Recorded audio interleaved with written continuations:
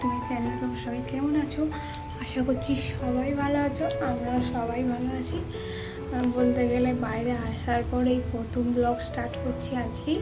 তো আজ সানডে, আর এইটা কি আমার সোনা বাবাটা কই, আর নন্দা বাবাটা কই? ফোনটাকে ঘুরিয়ে ওকে দেখাতে বলছে। আর নন্দা বাবাটা কই? এসে এসে আজ সানডে, তো ওর বাবা ডিউটি গেছে, তো আজ চলে আসবে 3টের সময়। তো আজ একটু ঘুরতে যাওয়ার প্ল্যান আছে, তো তোমাদের সাথে শেয়ার করবো সবটাই। আর এই যে আমি স্নান করে নিয়েছি, এখন বাজে প্রায় 12টার মতো। ওদিকে স্নান করাবো, তারপরে এখনো রান্না কিছু হয়নি, রান্নাও বসাবো। আর তো আমরা যেই রুমে এসেছি সেই রুমের সামনের এই জানলাটা লাগানো বাকি ছিল, তো এইটা রং করে আজকে লাগিয়ে দেবে, এখানটা লাগিয়ে দেবে। তো আদি এখানে আগেই দরজা ধাক্কা দিয়ে বন্ধ করে দিচ্ছে, ও আগেই দরজা বন্ধ করবে। ওকে এবারে স্নান করাবো। তো ওর স্নান হয়ে গেছে, এবারে রান্না করব। কিছু করা নেই, আজকে সেরকম কিছু সবজি নেই, আজকে শুধু খিচুড়ি বানাবো। চলো রান্না করি, এবার রান্না করতে হবে। তো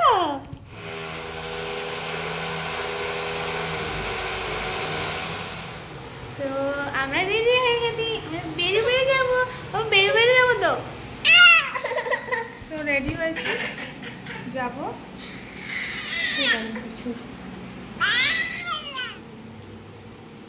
কি চুপ?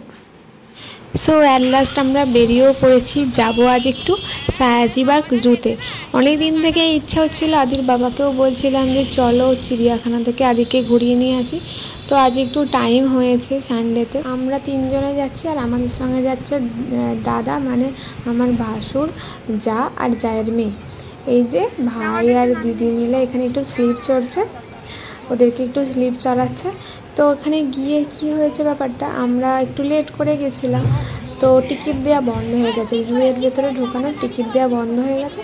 তো আমরা এই সামনেই অনেকটা পার্কের মতো ছিল, সেখানেই একটু ঘুরছিলাম।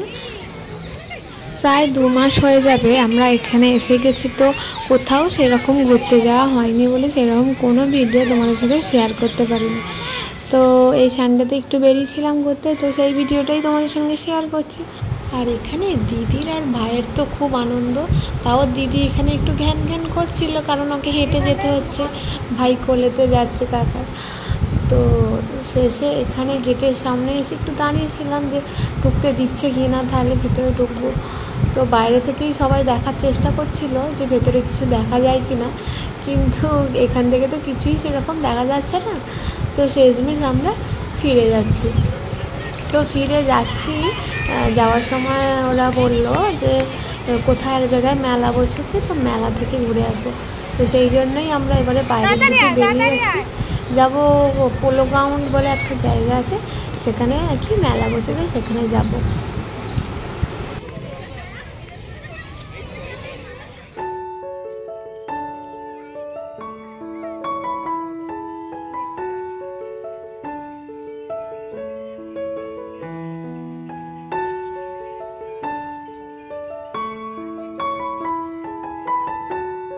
আর এখানে মেয়েটা ছুটে ছুটে যাচ্ছিল আর পড়ে গেল, ধপাস করে লেগেছে ওর হাতে, একটু হাতটা কেটেও গেছিল।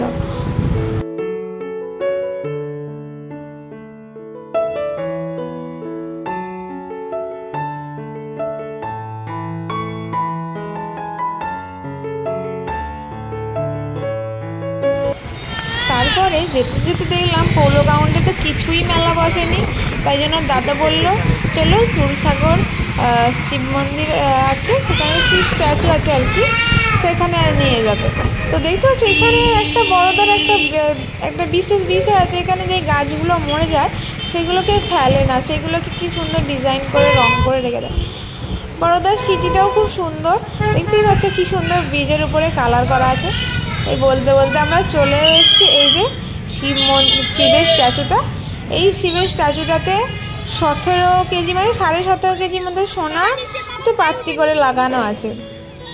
তো এরা দু ভাই বোনে এখানে দেখছে একটা মাছ মরে ভাসছিল। এছাড়া আমার ছেলেটা দেখতে পেয়েছে যে এখানে মাছ, ওখানে জিজি, ওখানে জিজি, আর তার দিদি পরেশান হয়ে যাচ্ছে যে জিজি মাছটা কেন মরে গেছে, কি করে মরলো বৃত্তান্ত ওকে বলতে হবে, যে কি করে মরেছে, কেন মরেছে, ভাসছে কেন, ওকে সব জানতে হবে। ও আমাকে জিজ্ঞেস করছে কি করে মরলো কাম্মা। আমি বলছি কড়াই খেয়ে নিয়েছে। ও বলছে জল খাইনি, জল খেয়ে কড়াই খেয়ে জল খাইনি, গলায় আটকে গেছে, সেই নিয়েই তো হচ্ছে। তো ওরা সব গেছে গাড়িটা পার্কিং করতে। তো আমরা চারজন এখানে দাঁড়িয়ে আছি, আমরা দুজনে আর দুটো ছেলে মেয়ে আছে। তো ওদের বাবারা গেছে পার্কিং করতে আর আমরা এখানে একটু ফটোশ্যুট করছিলাম। তো একটা কাজ এসে হঠাৎই মানে সবাইকেই দেখো না এখানে কেমন তাড়িয়ে দিচ্ছে রেলিং থেকে। তো আদি কাকটাকে দেখে তো কি মজা পেয়েছে, ধারণার বাইরে। সে খালি কাকটাকে ধরতে যায়, খালি কাকটাকে ধরতে যায়। যত বলছি বাবা না ওইটা কাকটাকে ধরা যায় না, ও কামড়ে দেবে। ও সবাইকে ডেকে ডেকে দেখাচ্ছে ওই যে ওইখানে কাকটা আছে, ওটাকে ও ধরবে।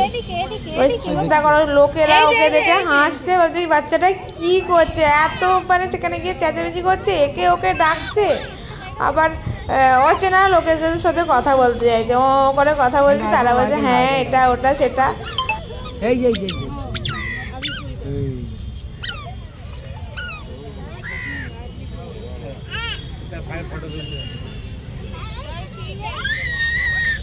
কামড়ে না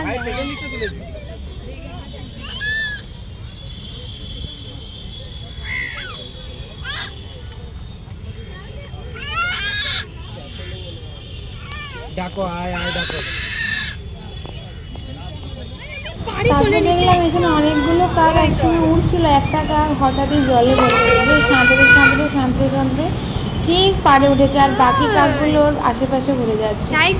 তো আমরা এসেছি, অনেকটা রাতই হয়ে গেছে বলতে গেলে। আদির জন্য এই সাইকেলটা কেনা হয়েছে, আর আদির হাতের এই ছোটো যে হলুদ রঙের খেলনাটা ওইটা ওর জেঠু কিনে দিয়েছে। তো এসে আদির খাবার বানালাম, ওকে বানিয়ে খাইয়েছি। তো এই সাইকেলটা এখন অ্যাসেম্বল করা হবে।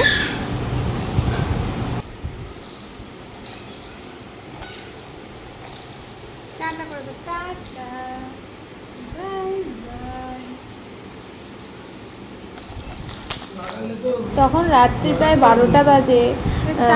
ওর বাবা বসেছে এই সাইকেলটাকে ফিটিং করার জন্য। তো ফোন দেখে দেখে এইটা ফিটিং করা হচ্ছিল। তো আজের জন্য কদিন থেকেই ভাবছিলাম একটা সাইকেল নেবো। তারপর আজকে ঘুরতে গিয়ে অনেক সাইকেলের দোকান ছিল, সেখান থেকে একটা ভালো দেখে নিয়ে নিয়েছি।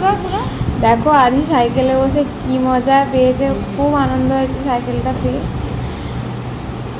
ও একটা সাইকেলটা খুব ভালো দিক হচ্ছে এখানে এত সুন্দর গার্ড আছে, ও পড়বেও না।